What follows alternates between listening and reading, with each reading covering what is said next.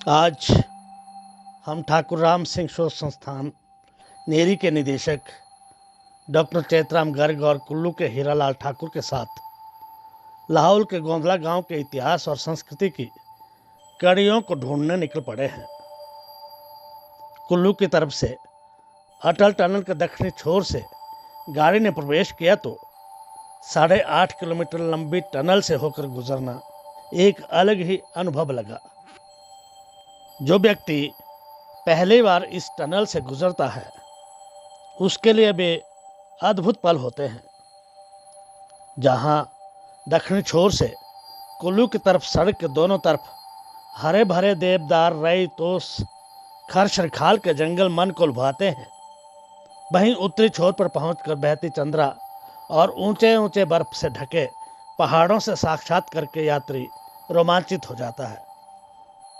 अटल tunnel के उत्तरी छोर से लगभग 2-3 किलोमीटर की दूरी पर सिस्सू पहला गांव है। अटल टनल देखने वाले यात्री यहां तक अवश्य आते हैं। पर्यटन की दृष्टि से सिस्सू गांव कुछ पल बिताने के लिए उपयुक्त है। सिस्सू के सामने चंद्रा नदी की बाईं तरफ पहाड़ी से झरता हुआ एक झरना सभी को आकर्षित करता है। सिस्सू में हेलीपैड के साथ ही एक प्राकृतिक झील भी दर्शनीय है। सिस्सू के सामने ऊपर की तरफ घेपन पीक दिखाई देती है। कहते हैं घेपन देवता उन लोगों पर क्रोधित हो जाता है जो घेपन चोटी को लांघने की कोशिश करते हैं। शाशीन में घेपन देवता का मंदिर है। सड़क के किनारे लाहौल घाटी के आराध्य देव राजा घेपन का मंदिर प्रत्येक यात्री को मस्तक झुकाने पर प्रेरित करता है। राजा घेपन प्रत्येक 3 वर्ष बाद शरद नवरात्रों के बाद तिनन, गाहर तथा पटन घाटी के गांव में जाकर लोगों से उनका कुशल क्षेम पूछकर उनको सुख समृद्धि का आशीर्वाद देता है। शाशीन से 2 किलोमीटर के बाद ही गोंधला कोठी आरंभ हो जाती है। मार्ग में सड़क से ऊपर नीचे खेतों में गोभी के खेत लहलहा रहे हैं। लोग इनके तुड़ान में व्यस्त हैं। एक खेत में 2 महिलाएं गोभी की कटाई कर रही हैं। पूछने पर एक महिला जो खेत की मालकिन है ने बताया कि व्यापारी खेत में आकर ही गोभी खरीद रहे हैं। खेत में ही 1 किलो के 25 रुपए मिल रहे हैं।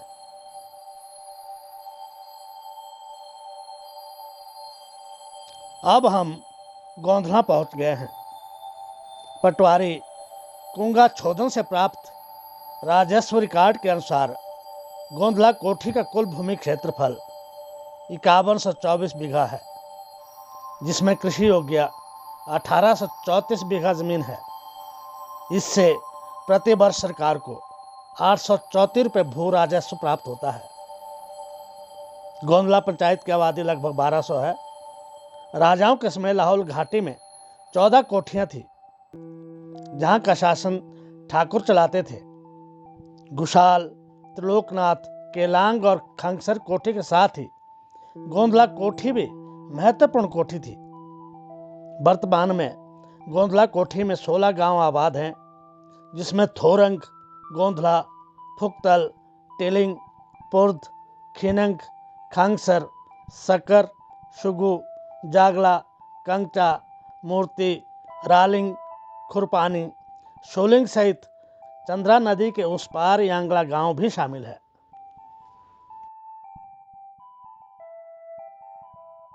ऐतिहासिक अभिलेखों के अनुसार कुल्लू के राजा टेढ़ी सिंह ने गोंधला के ठाकुर रूपचंद और सेवादास को सन 1760 में पूरे लाहौल का दरोगा नियुक्त किया था।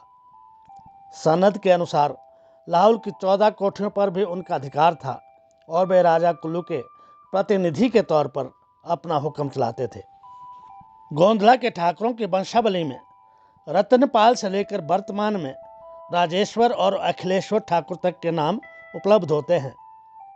इस गांव का नाम गोंधला कैसे पड़ा, इस बारे में माना जाता है कि किसी समय बीड़ बंगाल के राजगुंदा या ककड़गुंदा के ठाकुर यहाँ आकर बसे थे। इसलिए इसका नाम गोंधला पड़ा। कुछ विद्वानों का कहना है कि चूंकि इस क्षेत्र में कार्तिक मास से लेकर पौष मास तक गुंचालिंग नामक स्थान पर 9 देवताओं का महासम्मेलन होता है, इन्हीं 9 देवताओं के आधार पर गोंधला नाम पड़ा है। भूटी भाषा के अनुसार गु का अर्थ 9 तथा लाह का देवता होता है, अतः 9 देवताओं का क्षेत्र गोंधला हो गया। हमने गोंधला के प्रधान सुरेश ठाकुर से संपर्क किया। वे हमें सड़क से पीछे वीर सेनानी तोबगे राम के घर ले गए, जिन्हें 1948 के भारत पाक युद्ध में शौर्य प्रदर्शन के लिए वीर चक्र से विभूषित किया गया था। हमारे यहाँ से बहुत से ऐसे स्वतंत्रता सेनानी हैं, वीर चक्र तोबगे जी है, ज्ञानचंद जी हैं, और वर्तमान में हमारे नीलचंद डोगरा जी है जो शौर्य चक्र और तंजिन नॉर्वे अवार्ड से सम्मानित हुए हैं। ये सभी जो हमारे यहाँ के युवाओं के प्रेरणा स्रोत हैं। गोंधला के विकास और रहन सहन के बारे में प्रधान ने बताया।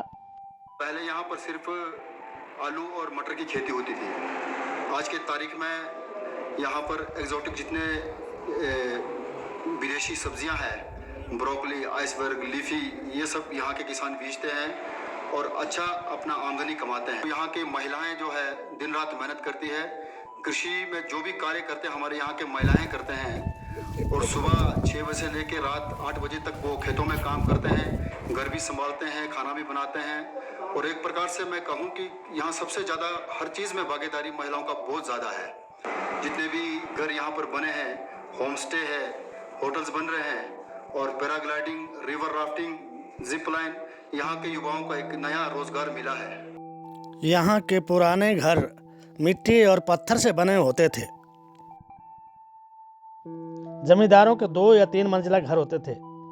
घरों के मुख्य कमरे में पूरा परिवार रहता था। इसे चक स्थाप कहा जाता था। सर्दियों में इसमें तंदूर लगाकर गर्म रखा जाता था। राशन रखने के कमरे को तोंगक्यू, पूजा के कमरे को छोस खांग कहते थे। पुराने घर सर्दियों में गर्म रहते थे। कुछ घर अभी भी देखे जा सकते हैं। यद्यपि आजकल रेत बजरी से नए घर बनने लगे हैं, परंतु जो बात पुराने घरों में थी वह इनमें नहीं है। नवांग तेंजिन ठाकुर, जो 8वें दशक में पहुंच गए हैं, सेवानिवृत्त शारीरिक शिक्षक हैं। पुरानी बातों को याद करते हुए उन्होंने बताया, केरों का बड़ा देन था हमारे को, और उन्होंने क्या बोला, तुम लोगों को लौल वालों को मैं चंडीगढ़ बसाऊंगा, उधर आ जाओ। तो बुजुर्गों ने बोला नहीं हम तो नहीं आएंगे भाई, मर जाएंगे हम वहाँ के गर्मी से। गोंधला में सन 1933 में प्राथमिक स्कूल खुला था। हमने 5वीं तक यहाँ पढ़ाई की। उसमें 5वीं से आगे की पढ़ाई के लिए मनाली जाना पड़ता था। वहाँ पर पंजाब सरकार ने लाहौल के छात्रों के लिए आवास की और भोजन की निःशुल्क व्यवस्था की हुई थी। अधिकांश गोंधलावासी बौद्ध धर्म को मानते हैं। गोंधला में बौद्ध धर्म का आगमन 10वीं शताब्दी में हुआ माना जाता है। गांव में वर्तमान वरिष्ठ माध्यमिक विद्यालय के पीछे एक बड़ी चट्टान पर मैत्रेय बुद्ध और शाक्य बुद्ध की आकृतियां उकेरी हुई हैं। इस चट्टान को नौगजमाणु कहा जाता है। गोंधला से ऊपर सीधा खड़ा घंटागिरी नाम का पहाड़ है। इसे ड्रिलबुरी पर्वत भी कहते हैं। बौद्ध मतानुसार इस पर्वत का विशेष महत्व है। कहा जाता है कि इस पर्वत के अंतिम छोर पर आचार्य पद्म संभव ने एक चैत्य विहार की स्थापना की थी। गांव में मिलिंग तेते का मंदिर भी है। इसे राजा घेपन का पिता भी माना जाता है।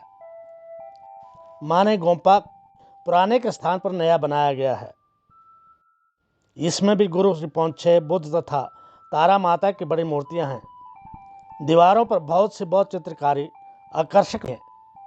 एक अलमारी में कंगूर की पोथियां भी यहाँ रखी गई हैं। लामा की बेटी जेचुन ने बताया कि इस घाटी के गांवों में उसके पिता ही सभी पूजा पाठ, विवाह शादी संपन्न करवाते हैं। गोम्पा के बाहर एक अलग कक्ष बना है जिसमें गांव वाले लामा से पूजा पाठ करवाते हैं। गोंधला गांव के ऐतिहासिक स्मारकों के बारे में हम आपको अगली कड़ी में बताएंगे। तब तक देखते रहिए हिमालय धरोहर चैनल। इसे सब्सक्राइब, लाइक और शेयर अवश्य करें।